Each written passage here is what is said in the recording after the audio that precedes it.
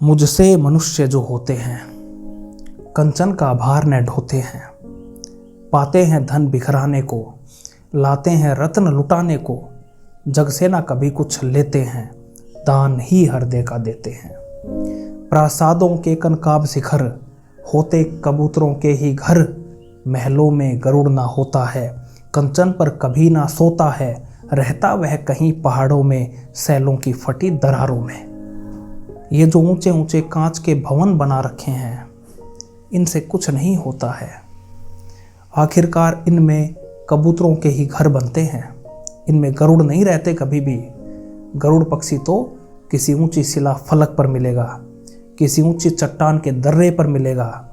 यहाँ कहने का भाव है कि जो विक्रमी पुरुष होते हैं वो सुख सुविधाओं के भोगी नहीं होते हैं, बल्कि वो तो संग्रहशील रहते हैं। होकर सुख समृद्धि के अधीन, मानव होता निज तप क्षीण। सत्ता किरीट मणि में आसन, करते मनुष्य का तेज हरण। नर विभव हेतु ललचाता है, पर वही मनुज को खाता है।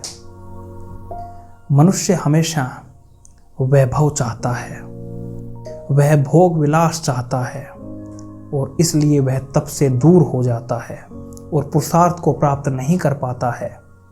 मनुष्य चाहता है कि लोग उसके इर्द गिर्द घूमें, उसकी प्रशंसा करें, उसके बारे में अच्छी अच्छी बातें बोलें। बस इन्हीं चीज़ों से मनुष्य बड़ा खुश और प्रसन्न हो जाता है। लेकिन ये सारी चीज़ें केवल और केवल उसके विनाश का कारण होती हैं। नरविभव हेतु ललचाता है, पर वही मनुष्य को खाता है। चांदनी पुष्प छाया में पल, नर भले बने सुमधुर कोमल। पर अमृत कलेश का पिए बिना, आतप अंधड़ में जिए बिना। वह पुरुष नहीं कहला सकता, विघ्नों को नहीं हिला सकता। जब तक मनुष्य कठिनाइयों से नहीं लड़ता है, तब तक वह पुरुषार्थ को प्राप्त नहीं कर पाता है। उड़ते जो झंझावतों में, पीते सो बारी प्रपातों में। सारा आकाश अयन जिनका, विस्तर भुजंग भोजन जिनका। वे ही फा निबंध छुड़ाते हैं, धरती का हृदय जुड़ाते हैं। आगे कर्ण कहता है, मैं गरुड़ कृष्ण, मैं पक्षी राज। सिर पर ना चाहिए मुझे ताज। दुर्योधन पर है विपत घोर, सकता न किसी विधि उसे छोड़। रणखेत पाटना है मुझको, अहिपास काटना है मुझको। हे कृष्ण, मुझे अपने सिर के ऊपर कोई ताज नहीं चाहिए।